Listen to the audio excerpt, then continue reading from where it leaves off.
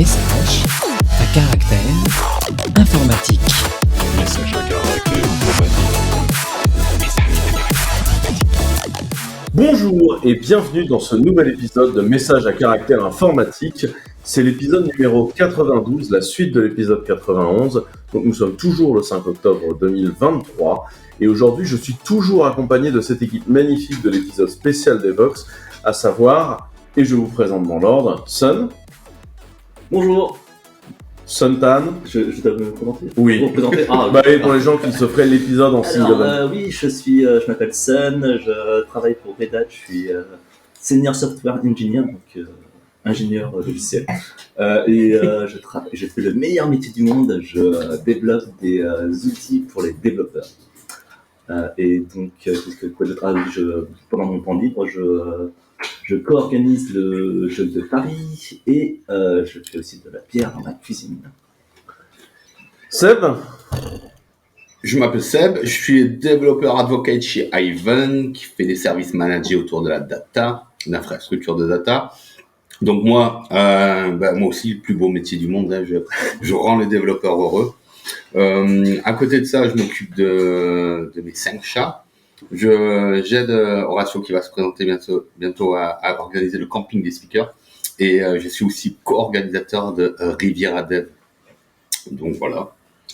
Moi c'est Horacio González, espagnol perdu en Bretagne depuis plus de 20 ans déjà. Et moi je suis responsable de la team DevRel, Developer Relations, chez OVH Cloud. Et aussi, j'organise les groupes de développeurs de Finistère, les Finistères. Je co-organise avec Séville et d'autres personnes comme Aurélie Vage, les campings de speakers. Et je fais plein de trucs autour de ça. Je ne brasse pas de la bière dans ma cuisine, ça, je suis un peu trop vieux pour ça. Mais surtout que la consommation bretonne de bière ne te permet pas de faire dans une cuisine, il te faut des cuves. Et je m'occupe de mon chat, de cancel, mais j'ai 3 gosses pour compenser. Donc, ça, à niveau J'ai les enfants complexité, Donc, pour ceux qui n'auraient pas suivi, nous sommes dans l'épisode spécial d'Evox, donc on est à Anvers. Donc, la réalité, c'est qu'on est les uns face aux autres. Donc, on est tous autour d'une toute petite table ronde avec peut-être un apéro hors caméra. Je ne sais pas. Peut-être un apéro hors caméra. Et donc, autant l'épisode de la semaine dernière a beaucoup parlé d'éléments, de Devox, etc. Autant là, on est sur un épisode de news. Donc, on va essayer d'être on fire actuel. En plus, le poulet est en train de cuire et ça sent déjà délicieusement bon. Bref, messieurs, premier sujet, Rust pour IntelliJ devient payant. Alors, c'est pas moi qui ai mis cette news-là, donc c'est celui qui l'a fait pouvait se dénoncer. C'est moi qui l'ai mis, mais à part ce que dit le titre, j'avoue que je ne vais pas aller voir très, très loin. Mais j'imagine que donc, le support Rust d'IntelliJ va faire partie de IntelliJ Ultimate. c'est pas IntelliJ, c'est comme d'habitude, JetBrains a une idée différente pour chacun de leurs langages. C'est Rust Rover. Rust Rover, oui, je vois. C'est comme...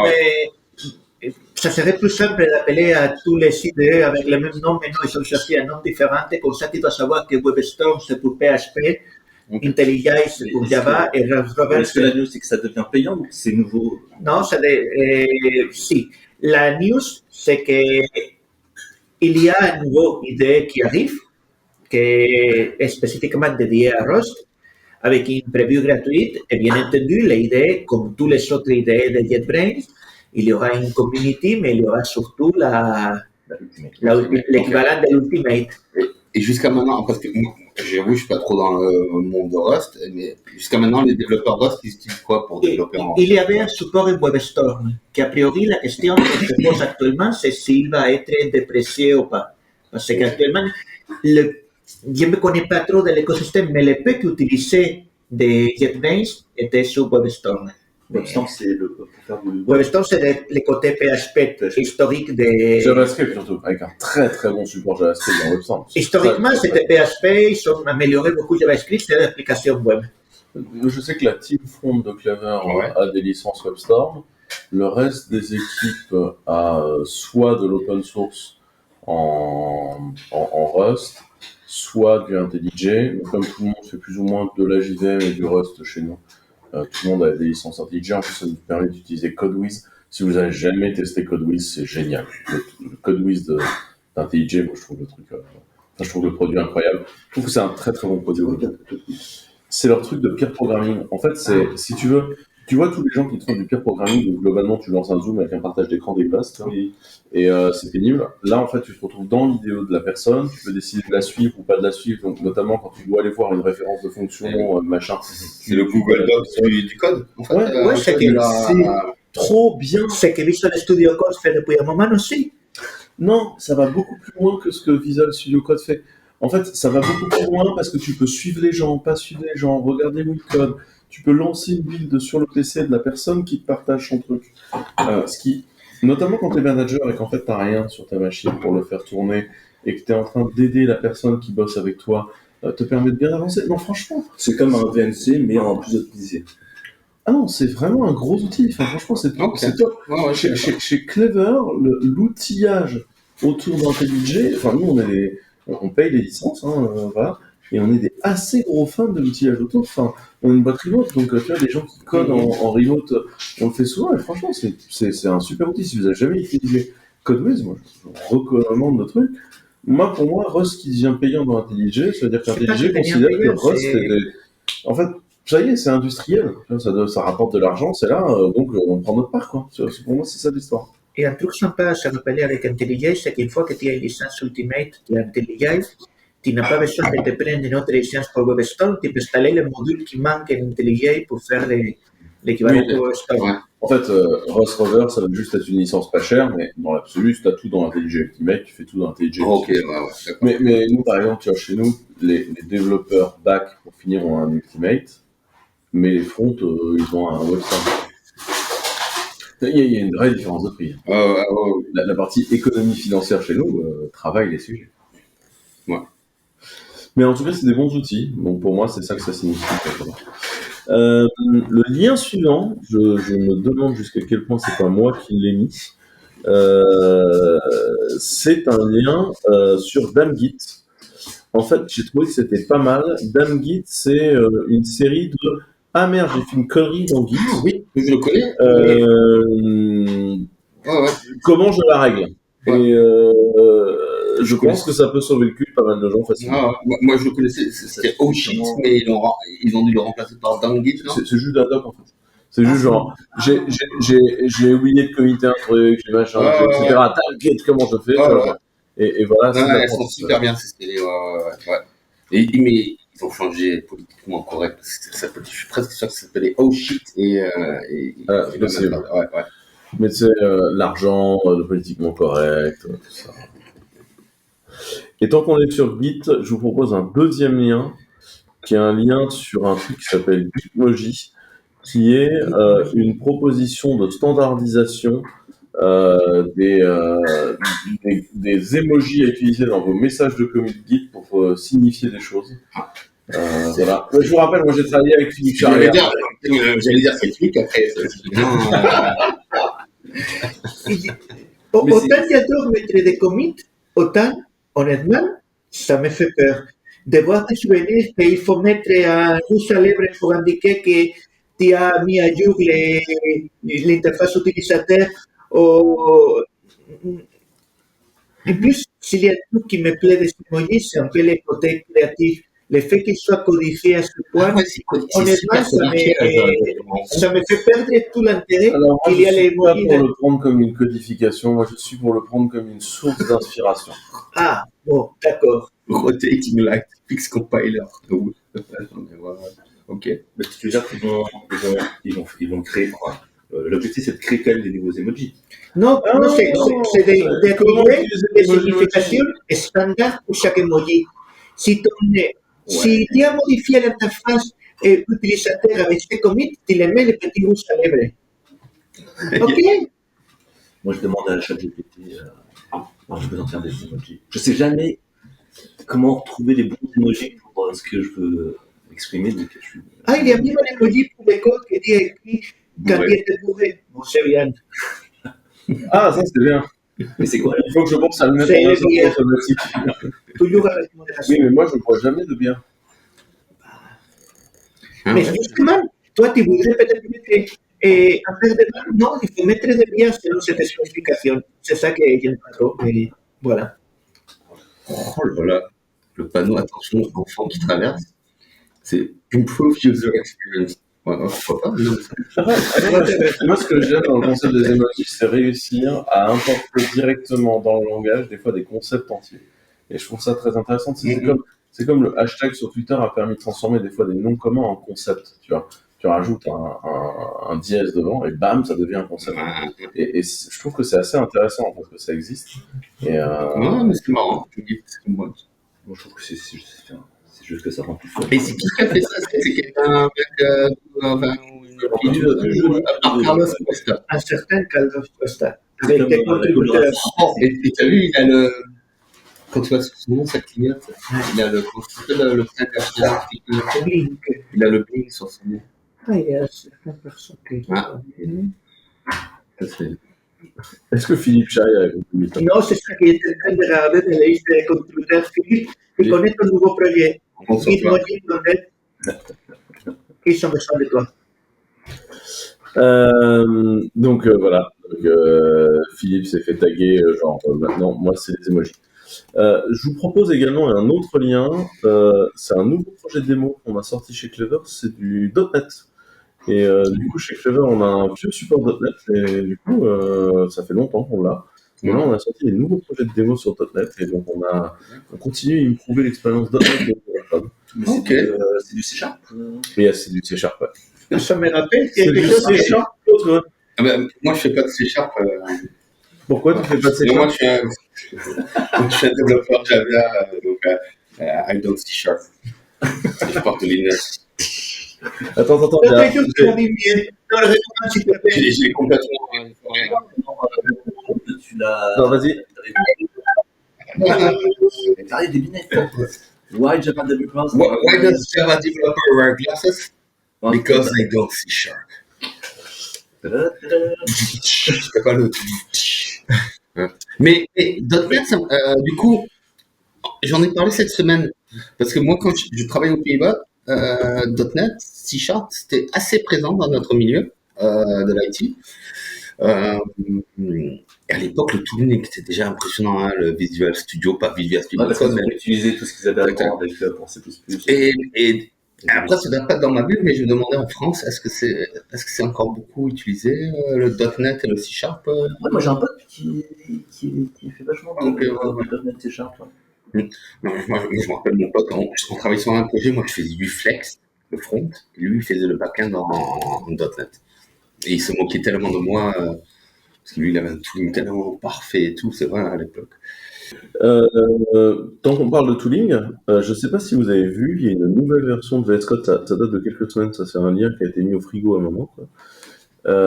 C'est une version de VS Code qui a introduit une espèce de fonctionnalité à la ngrok qui permet en fait d'ouvrir des ports et de les exposer sur Internet, etc. J'ai trouvé que c'était un peu chelou dans le monde du sécu, même si intéressant d'un point de vue développeur. Je ne sais pas si vous avez vu, donc du coup, est-ce que votre VS Code prend la main sur le network? Je ne sais pas si vous avez vu cette news. Ouais. Il ne faisait pas déjà avant. Tu sais, en fait, quand tu as des conteneurs en fait, dans le cloud, tu peux en fait te connecter avec un VS Code remote, enfin, local. Non, mais là, c'est plutôt tu démarres une appli et tu exposes le port directement. Là, c'est quand tu démarres ton serveur en local et normalement il te l'ouvre en localhost, il va te permettre de faire des port forwarding et de l'ouvrir dans l'adresse IP externe. Ce que fait Gitpod. C'est que fait Gitpod depuis un moment. Et pour moi, c'est au moment où tu peux ouvrir un serveur local qu'il y a un bouton pour faire le port forwarding plutôt que changer une ligne de configuration pour le faire. Ça me semble pas méchant et ça permet des choses comme que ton collègue teste ton dev au fur et à mesure et des choses qui peuvent être sympas. Ouais, après, moi j'imagine tous les RSSI d'entreprise qui sont en train de vriller. Ouais, ils vont se. Oui, moi je vais surtout des tutos de Dans ces cas-là, il n'y a rien qui soit permis de faire là que tu ne peux pas faire avec une simple ligne de commande. Il ne fait rien de spécial là. C'est de la configuration. Il prend un bouton de la configuration. Ton Python-m HTTP serveur, il suffit de le binder sur sur zéro. Non, mais même pas tunnel SSH, soit il le binde sur localhost, soit il le binde sur 0000. Non, c'est pas ça, c'est que Si. là, pour moi, un grog, imagine que tu es dans un réseau interne, tu peux quand même l'exposer à Non, non, non, l'intérieur. non, non. Ce qui fait Visual Studio Code pour le moment, c'est que tu as ressources locales, tu vas pouvoir les servir. Pour moi, ils n'arrivent pas au point de je vais te chercher. Si c'est un grog, Un futur plugin de Azure DevOps. Tout ça, c'est les outils Microsoft. Hein.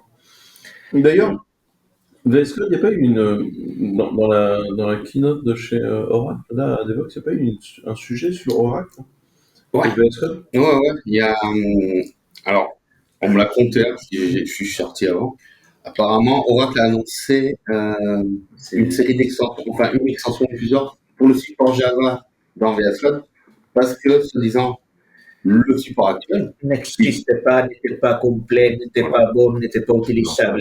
et c'est une extension fournie par Red Hat, et on a plutôt des bons défauts.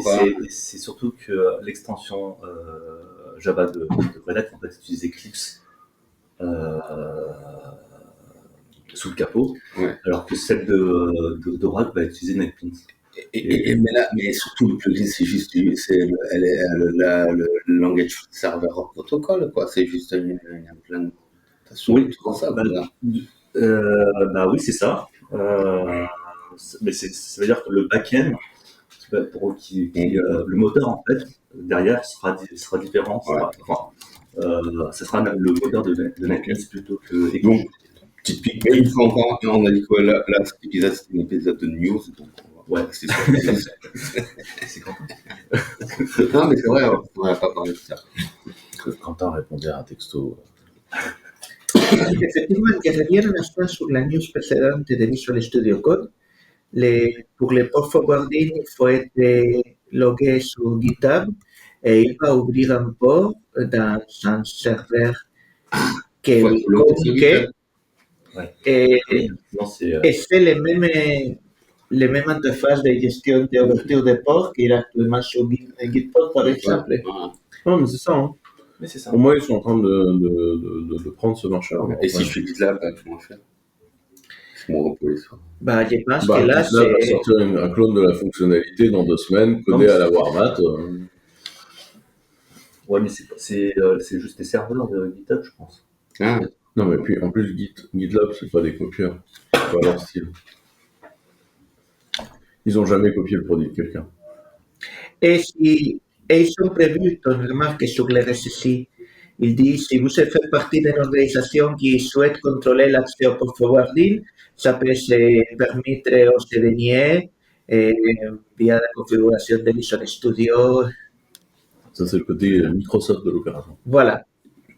Mais est-ce qu'il y a vraiment le nom ngrok dans... Non, c'est pas ngrok, c'est port forwarding. La fonctionnalité s'appelle Visual Studio Port Forwarding. Le message vis-à-vis ngrok est allez mourir, nous allons vous remplacer. Voilà. Mais tu sais, c'est toujours ça. Hein, tu lances une petite fonctionnalité, les gros t'intègrent. Hein, tu sais. Donc, si t'as refusé leur offre de rachat, en général, tu te fais bouffer. En parlant de fonctionnalités, c'est moi qui ai mis une news. Il y a eu une énorme release chez Metabase, qui est la version 47.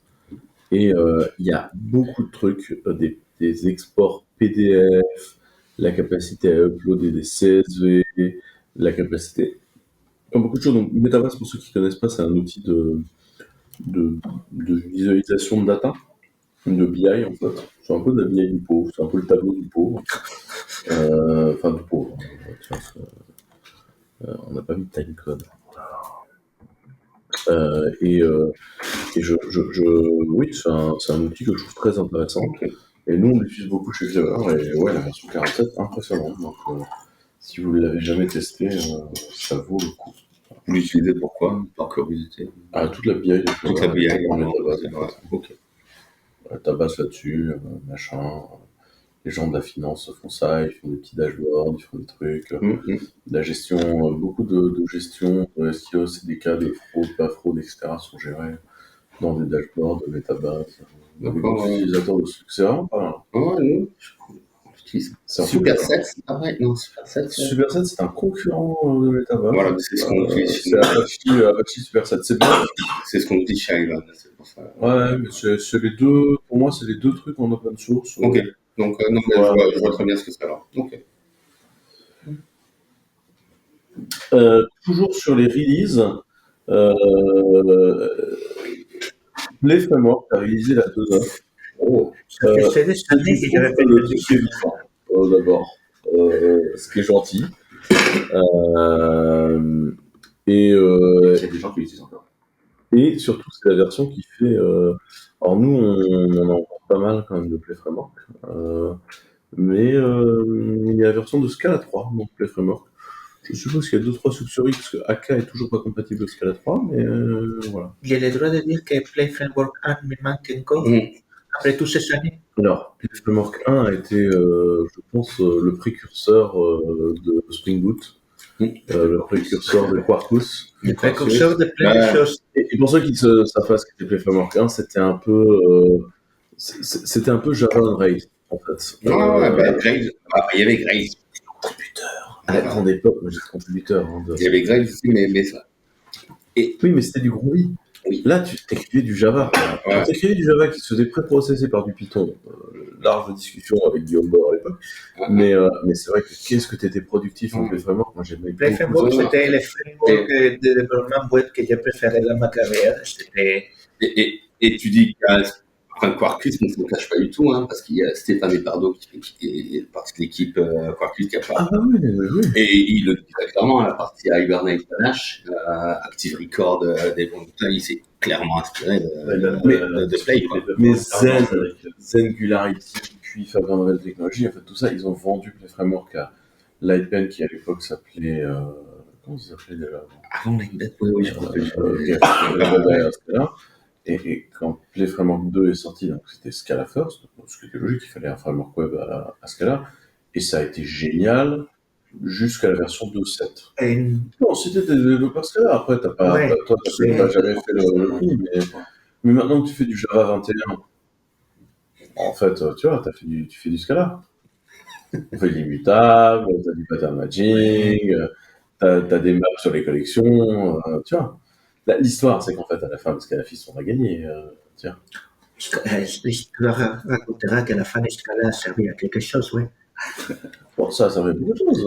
Je te signale que ça fait tous les jours tourner la plupart des banques, Fortnite et compagnie. Hein. Tout ça, ça tourne en Scala. Hein. Il y a beaucoup de choses qui tournent en Scala.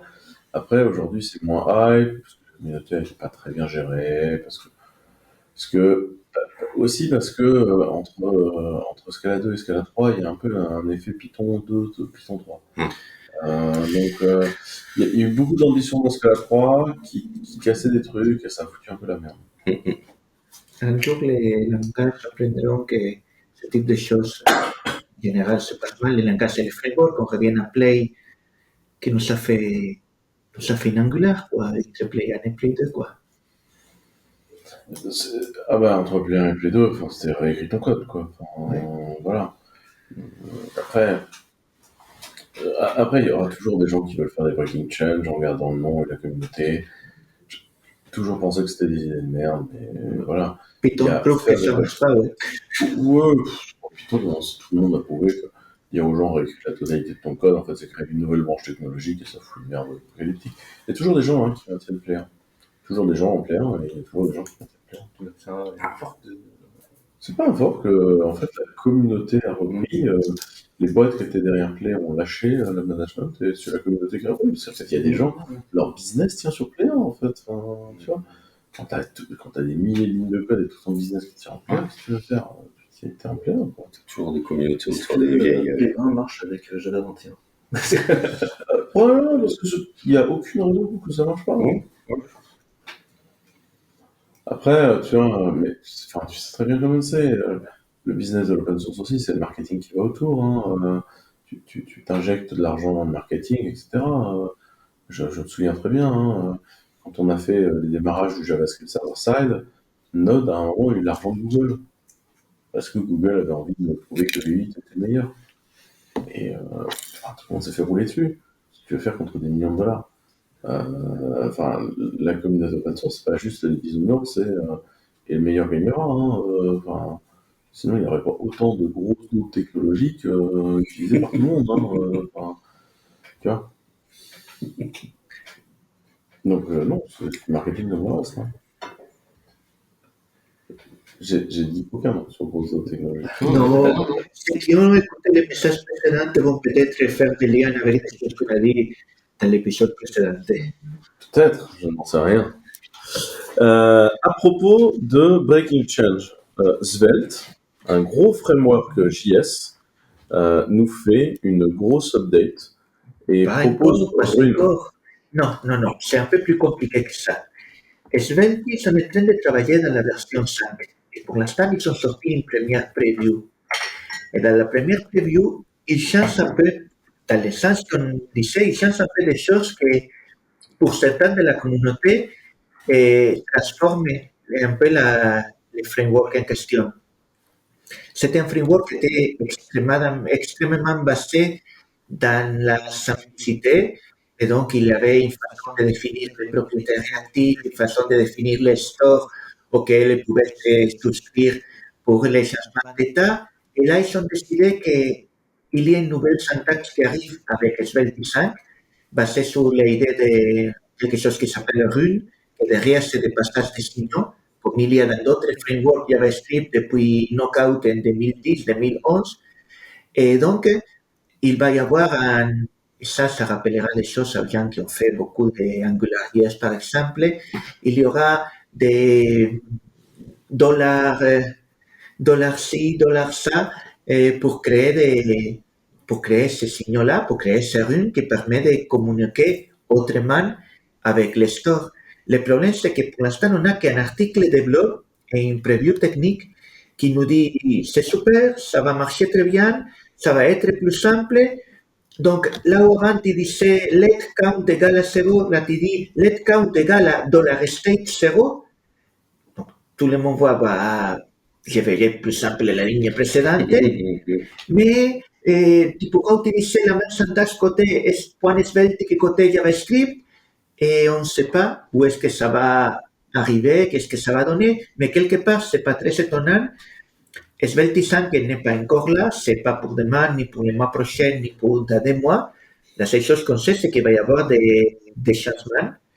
Mais vu comme le projet a évolué en gardant une communauté très fidèle et tout depuis quelques années, je pense qu'ils vont réussir à le faire sans casser trop la façon de faire en accompagnant. Pour moi, ça ne sera pas un breaking change. Au moins, c'est ça que j'espère. Moi, je trouve que c'est intéressant de voir évoluer la totalité des frameworks JS, parce que tu vois, ça fait 10 ans qu'on peut ressortir la même vanne sur les frameworks JS, Ouais. on fait tout toutes les 4 minutes, donc c'est bien. Et puis écoute, au moins c'est créatif comme environnement. Il y a de la créativité, moi je trouve ça bien. Ouais, mais on pensait que ça allait. Enfin, moi, je pensais que ça allait se décanter à un moment donné. Mais apparemment. Non, mais deux développeurs JavaScript dans la même pièce et finissent avec 3 frameworks, quoi. Tu connais la blague hein, sur les partis politiques. Tu mets deux trotskistes dans une salle, tu as une tendance, tu mets 3 trotskistes, c'est une scission. C'était la blague politique du jour. Je vous propose ensuite une news qui va dans la droite ligne. C'est des nouvelles de Cerveau. Pour ceux qui ne le savent pas, il y a très longtemps, si Rust est né, c'est parce qu'en fait Mozilla a eu du pognon de Samsung pour faire un moteur de rendu vraiment parallèle. Donc là, ils se sont dit, on va peut-être ne pas refaire tout en C++, parce qu'en fait, c'était juste après Electrolysis. Donc Electrolysis, pour ceux qui ne savent pas, c'est le moment où on a séparé les threads de rendu, les différents onglets d'un Firefox dans des threads différents. 50 boulots, 14 ans de dépression, 8 burn-out, enfin un enfer absolu dans le code de Firefox de faire ça. Et donc là, ils se sont dit, bon, on va arrêter le tir avec C++ qui n'est pas fait pour ça, hein, parce que je rappelle que tous les moteurs de rendu et tout le web, en fait, vient de code patrimonial des années 90. Hein, donc c'est pas du tout du code récent, en fait, c'est assez des vieilles merdes, en fait, ces trucs-là. Et donc, à l'époque, si Rust est né, c'est parce que Samsung voulait un moteur réellement parallèle. Et donc, du coup, la Mozilla Foundation plein de raisons. Samsung ne pouvait pas parler avec Microsoft, que Windows soit. Enfin, c'est assez compliqué politiquement. C'est le seul acteur avec lequel il pouvait parler, c'était la Mozilla Foundation. La Mozilla Foundation avait lancé du coup la création d'un nouveau moteur de rendu qui était Servo et qui s'appuyait sur Rust parce qu'il fallait pas réécrire des trucs en C++. Et en fait, Rust a bien décollé et Servo, quand Mozilla a eu des problèmes de pognon, en fait, ils ont fini par liquider l'équipe Servo. Mais Servo est hyper impressionnant. Enfin, C'est la époque de Firefox OS aussi. Non, Non, c'est juste C'est après. après. Ils avaient déjà laissé tomber Firefox OS. C'est des équipes différentes. En fait. Ok. C'est des trucs parallèles en fait chez Mozilla. Et ça a donné Rust qui aujourd'hui est massivement adopté chez tous les gens qui font du level. Enfin, bon, c'est pas vraiment un langage incroyable, mais bon, je passe les podcasts à dire que c'était génial. Donc, je pense que les auditeurs sont au courant de ça. Et en fait, Servo avait perdu du coup des voleurs.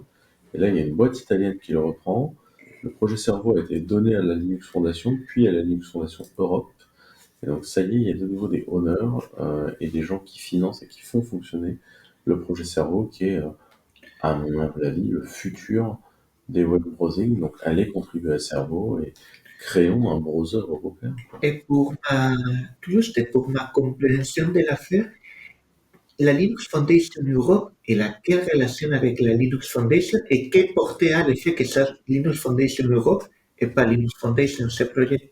Alors, j'ai précisément fait une demande à mes équipes légales et au cloud diplomate de Clever de vous pouvez me démêler cette histoire parce que j'y comprends que Ben dalle. ouais. Voilà. J'ai pas encore la réponse. Ok, donc ça te semble aussi critique que pour moi. Ouais, parce que D'accord. moi aussi, ça m'a.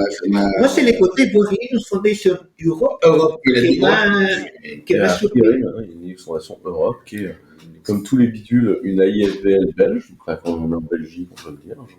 Donc, il y a la Linux Foundation Europe, à la fin, il y a une signature du roi des Belges. C'est ça que ça veut dire. Toutes les AIFBL, il y a une signature du roi des Linux Belges. Foundation Bretagne. Ouais, non, mais c'est curieux, j'aimerais bien avoir les. Ok. C'est un tracé fédéral, peut-être. Hein. Je sais pas. Il faut que je te dise, j'ai pas les news encore là-dessus. Mais en tout cas, il y a des gens qui bossent sur Servo et ça, c'est une très bonne nouvelle. Mais ça ne pourra que ressortir. Enfin, il n'y a qu'avec un nouveau browser que C'est ça sera ressortira. ça sera Ça quoi sera- un moteur ça de sera- rendering sans browser associé? Ah ben en fait, les Italiens qui font ça font un browser. Bravo. Moi, félicitations. Bravo, Simon. Ne fais pas de blague sur Brendan H. Trop politique, Brendan H.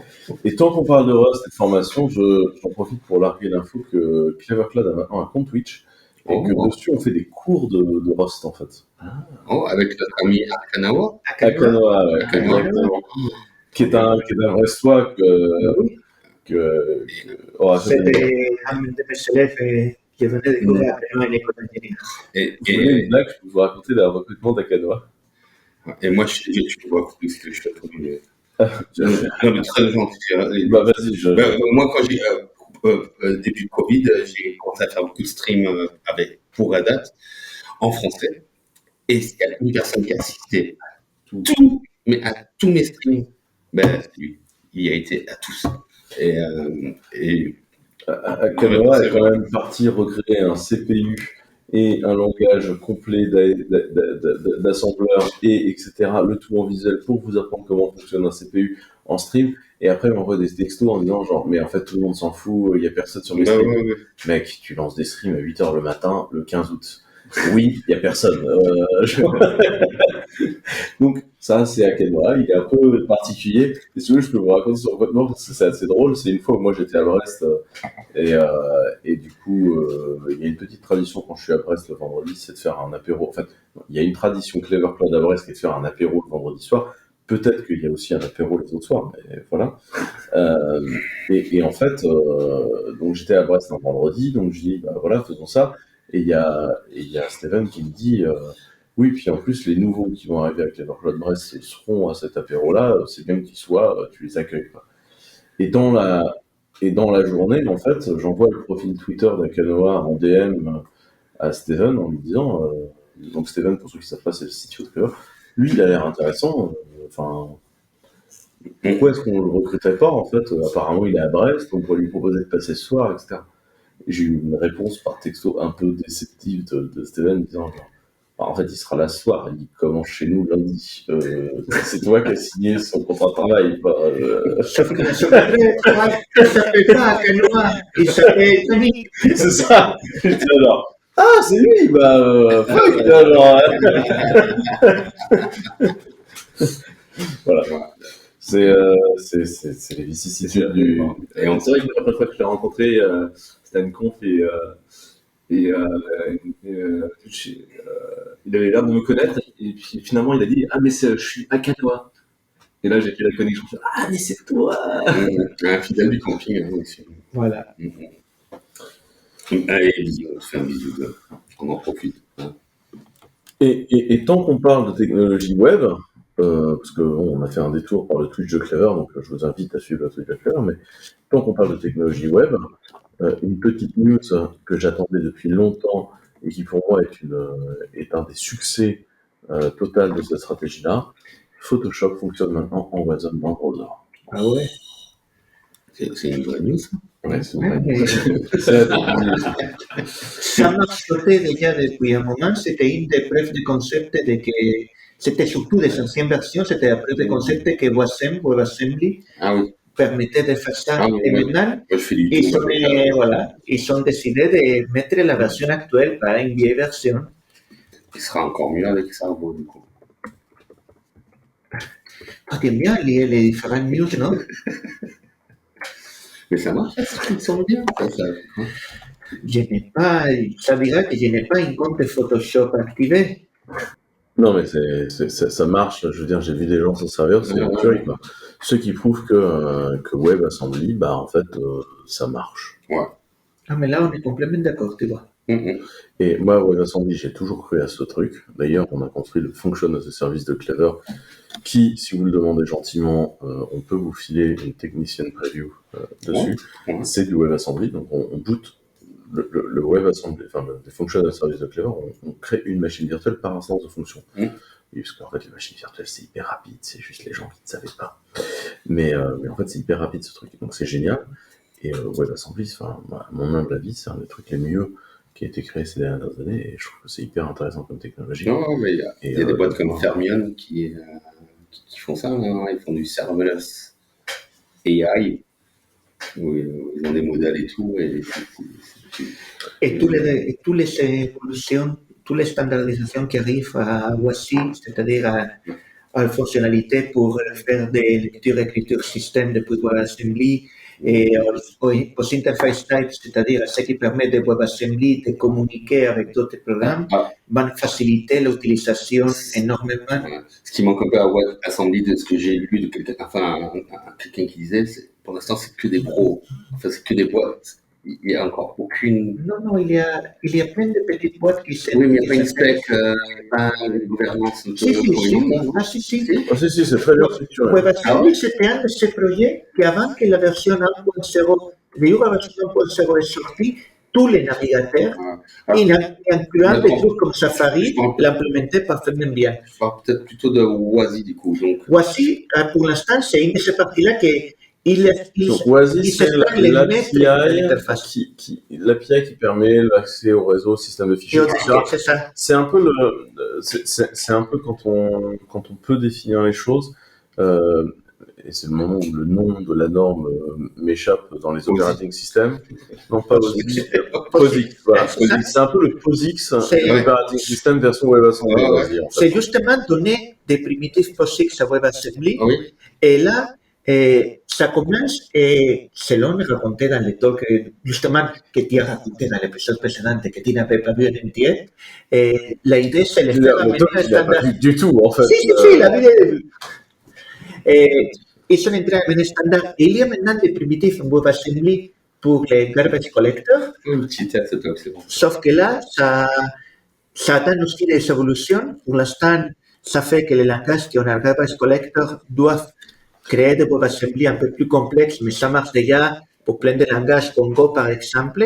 Mais l'objectif, c'est que des langages que les primitifs soient plus larges pour permettre des langages comme Java de compiler vers WebAssembly d'une façon plus simple qu'aujourd'hui. Mais peut-être que WebAssembly va finir par faire le truc dont on parlait à l'épisode précédent, qui est la fameuse machine virtuelle d'exécution universelle. Pour moi, c'est ça. Pour moi, c'est carrément ça. C'est pour ça que je te disais que Kubernetes ou pas Kubernetes, pour moi, c'est pas le problème. Je n'ai aucun problème avec Kubernetes. Je l'ai avec Docker. Mais oui, mais parce que c'est un management dégueulasse. Mais après, encore une fois, moi j'aime qu'on reste à un niveau d'abstraction très élevé et qu'on descende le plus tard possible.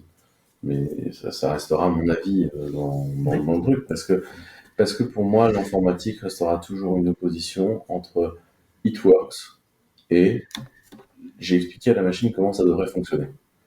Et tu vois, cette opposition fondamentale entre les deux, pour moi, elle est importante, et pour moi, c'est ça l'enjeu. En tout cas, on est d'accord que WebAssembly est en train de changer les choses à grande vitesse. Donc voilà, on pouvait jouer à Quake en WebAssembly, mais maintenant, Ou à Doom aussi. ou à Doom, mais maintenant, on peut également retoucher les photos et supprimer les bourrelets de vos photos de vacances. C'est donc un succès. Et pour entrer dans le thème, bien entendu, avec un assistant d'intelligence artificielle, ce nouveau Photoshop a le bouton Generate intégré. Tout à fait. Sujet suivant. Ça, c'est un petit lien que je vous propose. C'est une découverte que j'ai trouvée absolument géniale. OpenCore Legacy Patcher. C'est des gens qui ont été écrire des bouts de script dans tous les sens et des bouts de soft pour permettre aux vieux Mac qui n'ont pas le droit aux dernières mises à jour de chez Apple, au AirPlay dernière génération, aux drivers d'écran, etc., d'avoir les mises à jour. Donc c'est de l'écologie numérique en vrai. Ouais. Ça, c'est de la durée de vie du matériel. Ça, c'est beau. Et a priori, ça marche du feu de Dieu. Moi, j'ai un vieil iMac qu'il faut que je patch là, et voilà. Est-ce que tu installerais pas plutôt Linux sur tes vieux Mac? Alors, moi, oui, mais parfois, les gens à qui il faut que je laisse le vieux Mac, non. Mais je trouve que c'est très drôle, et je pense que ce projet peut rendre service à de nombreuses personnes. Donc voilà, c'était mon conseil durabilité de la journée. Le premier qui réagit, c'est horrible. Est-ce que vous avez fait un tweet disant qu'on enregistrait?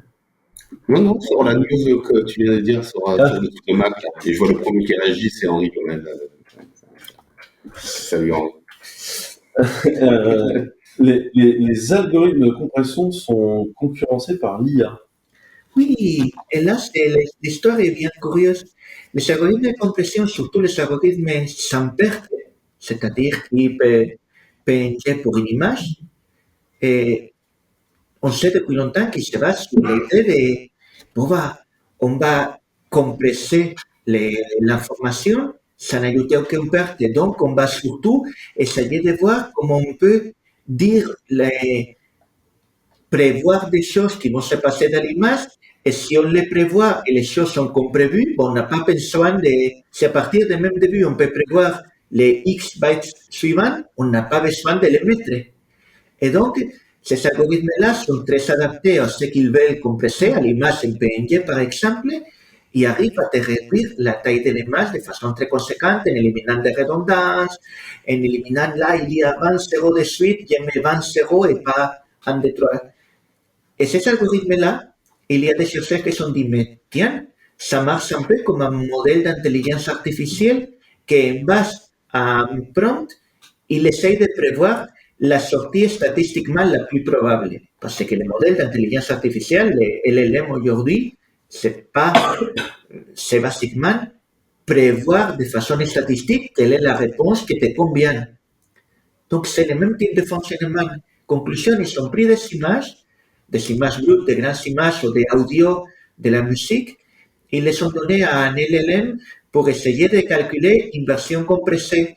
Et effectivement, dans quelques essais, le LLM en gardant la même qualité, a fait une compression sans perte plus réduite, ou même beaucoup plus réduite que certains algorithmes très utilisés. Après, ça reste à voir quelle optimisation de l'algorithme PNG, parce qu'il y a plein de niveaux d'optimisation non vérifiés.